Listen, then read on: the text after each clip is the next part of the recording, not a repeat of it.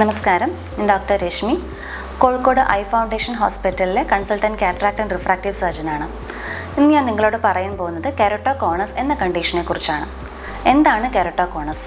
Normally നമ്മുടെ കണ്ണിൻ്റെ cornea അഥവാ നേത്രപടലം അതിൻ്റെ നോർമൽ കർവേച്ചറിൽ നിന്ന് മാറി ഒരു കോണിക്കൽ ഷേപ്പിലേക്ക് ചെറിയ രീതിയിൽ പ്രൊട്രൂഡ് ചെയ്യുന്നൊരവസ്ഥ, അതിനാണ് കെരട്ടോകോണസ് എന്ന് പറയുന്നത്. സാധാരണയായി ടീനേജേഴ്സിലും യങ്സ്റ്റേഴ്സിലുമൊക്കെയാണ് ഈ പ്രോബ്ലം കാണുന്നത്. എന്തുകൊണ്ടാണ് കെരട്ടോകോണസ് ഉണ്ടാകുന്നത്? ഒരുപാട് കാരണങ്ങൾ പറയപ്പെടുന്നുണ്ട്. ജനറ്റിക് ഫാക്ടേഴ്സ് വളരെ ഇമ്പോർട്ടൻ്റ് ആണ്. അതുപോലെ തന്നെ ഇമ്പോർട്ടൻ്റ് ആയിട്ടുള്ള ഒന്നാണ് കണ്ണ് ചൊറിയുക അല്ലെങ്കിൽ അമിതമായി കണ്ണ് തിരുമ്മുക എന്നുള്ളത്. അതുകൊണ്ട് തന്നെ അലർജിക് റൈനൈറ്റിസ് തുടങ്ങിയ പ്രോബ്ലംസ് ഉള്ളവരിൽ ഈ കെരട്ടോകോണസ് കൂടുതലായിട്ട് കാണാറുണ്ട്. എന്തൊക്കെയാണ് ഇതിൻ്റെ ലക്ഷണങ്ങൾ എന്ന് വെച്ചാൽ, പലരിലും നമ്മൾ ആകസ്മികമായി റുട്ടീൻ ഐ ചെക്കപ്പിൻ്റെ സമയത്താണ് ഇത് കണ്ടെത്തിയിട്ടുള്ളത്.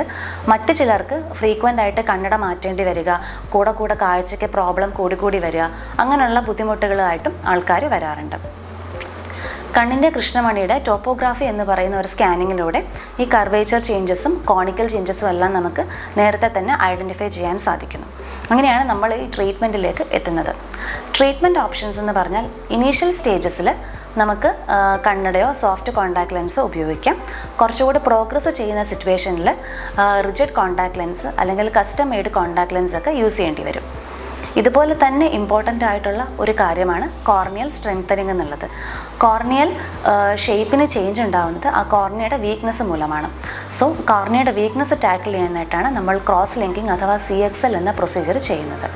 കോർണിയയിൽ റൈബോഫ്ലേവിൻ തുള്ളിമരുന്ന് ഇറ്റിച്ചതിന് ശേഷം അൾട്രാ വയലറ്റ് ലൈറ്റ് ഉപയോഗിച്ചിട്ടുള്ള ട്രീറ്റ്മെൻറ്റിനാണ് ക്രോസ് ലിങ്കിങ് എന്ന് പറയുന്നത്. ഇങ്ങനെ കോർണിയ കൂടുതൽ സ്ട്രോങ് ആകുമ്പോൾ ഈ കോണിക്കൽ പ്രൊട്രൂഷൻ ഉണ്ടാകാനുള്ള സാധ്യത കുറയുന്നു. അതുപോലെ തന്നെ സിഗ്നിഫിക്കൻ്റ് ആയിട്ടുള്ള പവർ ചേഞ്ചസ് ഉള്ളവർക്ക് കോർണിയൽ സ്ട്രെങ്തനിങ്ങിനോടൊപ്പം തന്നെ ഒരു സ്മൂത്തനിങ് പ്രൊസീജിയറും കൂടെ നമ്മൾ സജസ്റ്റ് ചെയ്യാറുണ്ട്. അത് അവരുടെ ക്വാളിറ്റി ഓഫ് വിഷൻ ഇമ്പ്രൂവ് ചെയ്യാൻ വളരെ ഹെൽപ്ഫുള്ളാണ്. ഇനി വളരെ അഡ്വാൻസ്ഡ് കേസസ് ഓഫ് കെരട്ടോകോണസ് ആണെങ്കിൽ ഈ ഒരു ട്രീറ്റ്മെൻറ്റ് ഓപ്ഷൻസ് ഒന്നും ചിലപ്പോൾ ഫലപ്രദമായി എന്ന് വരില്ല.